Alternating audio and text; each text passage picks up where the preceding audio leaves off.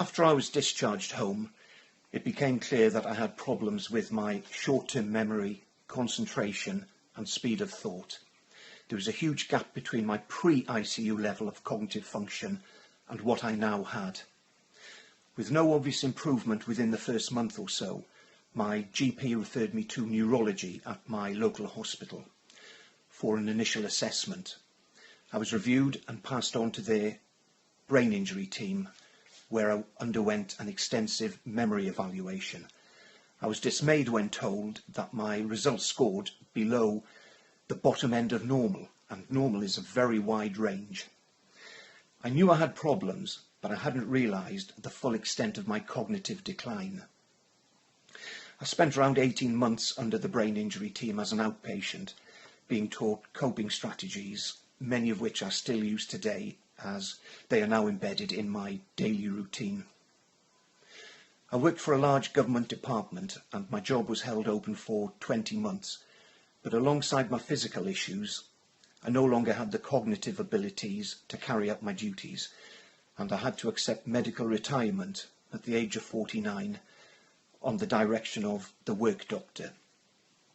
My recovery had become too slow and was stalling. Though I knew things weren't going as well as I had expected, having my job held open gave me a goal to aim for and allowed me to cling on to the hope that I may yet return to my pre-ICU life. Having that goal removed came as a huge psychological blow and brought the realisation that life was never going to be the same again. My medical retirement came into effect on the 4th of July 2011, my very own Independence Day, but there was no celebration. My near 30-year career in defence and intelligence was over. This brought financial implications, as my work pension and disability payments fell short of my monthly salary. Yet I was still a single parent to 2 school-aged daughters and a baby to support, with the same household bills and mortgage payments to be met.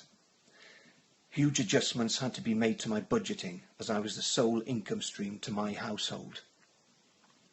Outside of my family, I lost the 2 big constants in my life: work and sport, having been a competitive track and field athlete my entire adult life. This impacted on my mental health and brought me into a continual battle with depression and troublesome thoughts, which last to this day. The financial worries just feed into and fuel this negative mindset. The ripple out effects go on and on. I learned that recovering from critical illness isn't just about the physical symptoms. The psychological recovery and cognitive recovery can be every bit as hard as the physical recovery, more so at times and often longer lasting.